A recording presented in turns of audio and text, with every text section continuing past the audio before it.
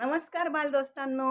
आपल्या आजीच्या गोष्टी या यूट्यूब चॅनलवर तुमचं खूप खूप स्वागत आहे. आत्ता या बुधवारी आपल्याकडे गुरुपौर्णिमा झाली. तर त्या गुरुपौर्णिमेच्या निमित्ताने मी आज तुम्हाला एक सद्गुरूंची गोष्ट सांगते. हं. गुरु हा साधकासी साह्य, हे माझ्या गोष्टीचं नाव आहे. गुरु आपल्या साधकाला कसे साह्य करतात ते ह्या गोष्टीमधून तुम्हाला दिसेल. सद्गुरू आपल्या शिष्याला किंवा आपल्या भक्ताला वेड्यावाकड्या मार्गाला जाऊन देत नाहीत. ते कसे सांभाळतात त्याची ही गोष्ट आहे.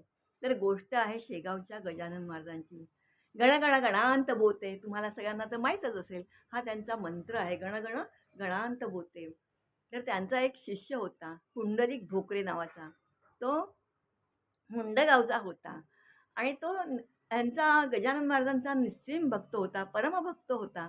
तो तिकडे यायचा, त्यांची भक्ती करायचा, त्यांची सेवा करायचा आणि जायचा. तरुण मुलगा होता चांगला. तर एक दिवस काय झालं, तो त्याच्या गावी होता. गजानन महाराज इकडे शेगावला. तर त्याच्या शेजारची एक भागी ठाकरे नावाची बाई त्याच्याकडे आली आणि त्याला म्हणायला लागली, "काय ते गजानन महाराज वेड्या पिशासारखे राहतात, गावात नग्न हिंडतात आणि त्यांनी काय तुला कानात मंत्र दिला का? चल मी आता अंजनगावाला जाते. तिथे एक मोठे बुवा आहेत." ते बाई पक्की लबाड होती. तर त्यांना छाछू करायचं, फसवायचं लोकांना, असेच तिचे धंदे होते. म्हणायला लागले, "तू माझ्याबरोबर अंजनगावला चल, तिथे आपण सद्गुरू करूया, ते तुला कानात मंत्र सांगतील वगैरे." तर आता असं बोलल्यानंतर कधीतरी लोकं फार ब्रेन वॉश करतात. त्याचंही मन थोडं आंदोलनमय असं हे दोलायमय झालं, की काय करू? ही भागी ठाकरीण बोलते ते बरोबर आहे की काय? आपल्याला तर महाराजांनी कानात मंत्र नाही सांगितला.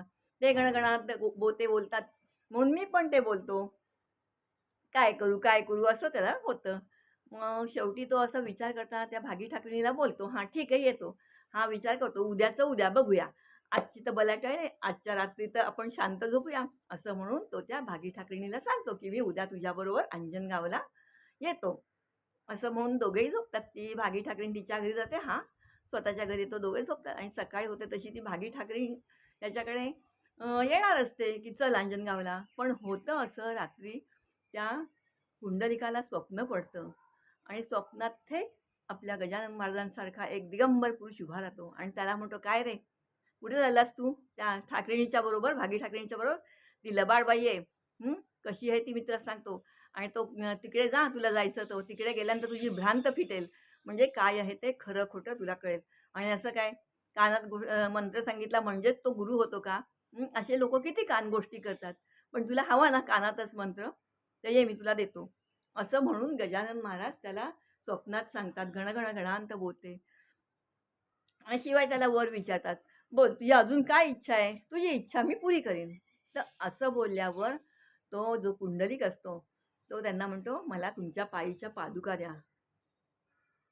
तर गजानन महाराज म्हणतात, "हो, हे घे, ठीक, ह्या घे दिल्या, ह्या घे दिल्या." म्हणून गजानन महाराज असे पुढे करतात पादुका आणि हा स्वप्नात खरोखरच उठून बसतो त्या पादुका घ्यायला आणि बघतो तर अरे, कोणीच नाही.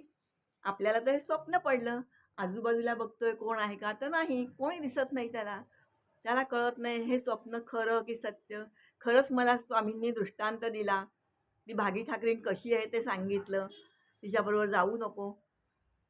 तर आता काय करू मी? जाऊ की नको जाऊ? जाऊ की नको जाऊ? असं त्याचं मन होत असतं. तर इतक्यात ती भागी ठाकरीण येतेच आणि म्हणते, "चल, आता अरुणोदय झाला." अरुणोदय म्हणजे सूर्य उगवलाय, रस्ता दिसायला लागलाय, तर आपण जाऊ.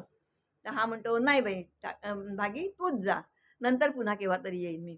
असं म्हणून तो तिला टाळतो आणि ती भागी ठाकरीण निघून जाते.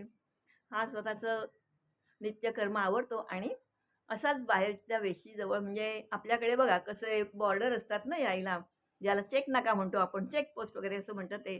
तर चेक नाक्याच्या इथे तो जातो, की कोणी शेगावहून येतंय का काय? आपल्याला जे स्वप्न पडलं ते खरंच का? काही कोणी येत असेल शेगावहून, तर आपल्याला काही महाराजांनी दिलं का? असं म्हणतो तिकडे असा टहलत जातो आणि बघतो. तर त्याला तिथे एक झामसिंग नावाचा सरदारजी दिसतो. तो सरदारजी येतो. मग हा त्याला ओळखत असतो, दोघंही शेगावलाच जाणार आहे. तो त्या झामसिंगाला विचारतो, "काय, कसं काय?" वगैरे. तेव्हा तो म्हणतो, "मी शेगावहून आलो." शेगावहून आल्यानंतर आलो असं म्हटल्यावर हा जो असतो पुंडलिक भोकरे, तो त्याला विचारतो, "काय रे, महाराजांनी माझ्यासाठी काही प्रसाद दिलाय का?" हां.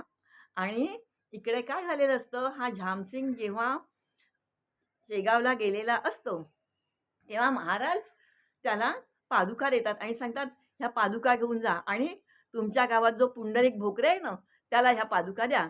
बघा महाराजांना कोणी काही सांगितलं नाही.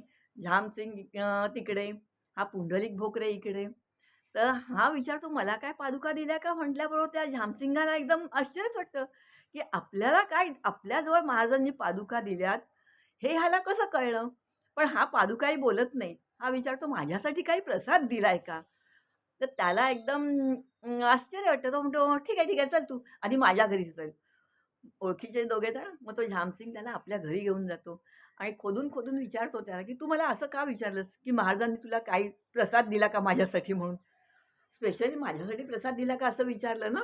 मग तेव्हा तो त्याला सगळी स्वप्नाची हकीकत सांगतो. सगळं सांगतो, की कशी भागी ठाकरीण आली होती.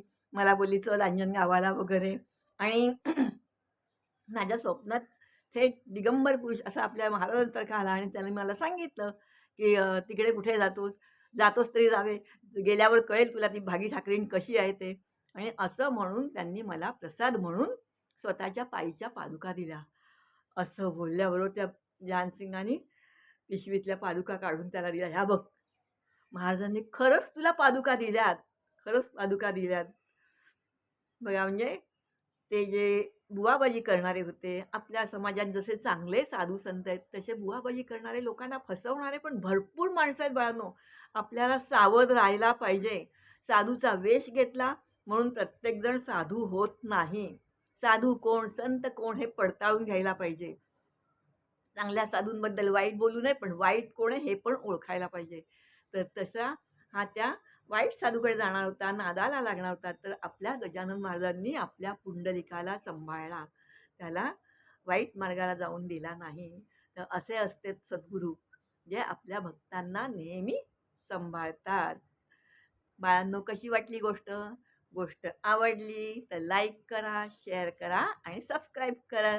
गण गण गणांत बोते. पुढच्या गोष्टीपर्यंत जय श्रीराम.